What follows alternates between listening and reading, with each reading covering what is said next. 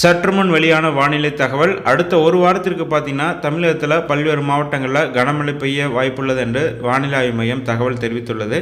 So எந்தெந்த மாவட்டங்களுக்கு கனமழை பெய்யும் போன்ற முழு விவரங்களையும் இந்த வீடியோவில் நம்ம இன்னைக்கு தெரிஞ்சுக்கலாம் வாங்க.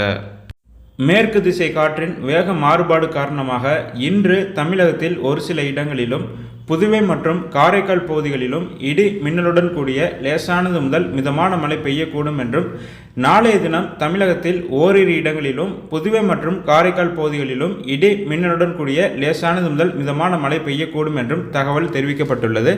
வருகின்ற 4ஆம் தேதி முதல் 8ஆம் தேதி வரை தமிழகத்தில் ஓரிரு இடங்களிலும் புதுவை மற்றும் காரைக்கால் பகுதிகளிலும் லேசானது முதல் மிதமான மழை பெய்யக்கூடும். சென்னை மற்றும் அதன் புறநகர் பகுதிகளில் அடுத்த 24 மணி நேரத்திற்கு வானம் பொதுவாக மேகமூட்டத்துடன் காணப்படும் என்பதால் நகரின் ஒரு சில பகுதிகளில் லேசானது முதல் மிதமான மழை பெய்ய வாய்ப்புள்ளதாக வானிலை ஆய்வு மையம் தகவல் தெரிவித்துள்ளது. தமிழக கடலோர பகுதிகள் இன்று மன்னார் வளைகுடா, தென் தமிழக கடலோர பகுதிகள் மற்றும் அதனை ஒட்டிய குமரிக்கடல் பகுதிகள், வட தமிழக கடலோர பகுதிகளுக்கு அப்பால் உள்ள தென்மேற்கு வங்கக்கடல் பகுதிகளில் சூறாவளி காற்று மணிக்கு 35 முதல் 45 கிலோமீட்டர் வேகத்திலும் இடையிடையே 55 கிலோமீட்டர் வேகத்திலும் வீசக்கூடும் என்று தெரிவிக்கப்பட்டுள்ளது.